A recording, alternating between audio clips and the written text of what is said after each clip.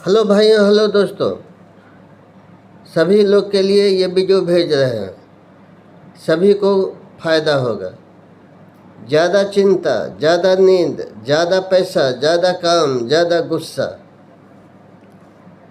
ये सभी स्त्री को हो या पुरुष, सभी को शैतान बनाकर छोड़ता है। यही अहंकार को जन्म देता है, यही परिवार में विवाद कराता है। ये सभी से बचना है तो संतोष, सत्य, प्रेम ही बचा सकता है। अकेले में आप सोचें और समझें।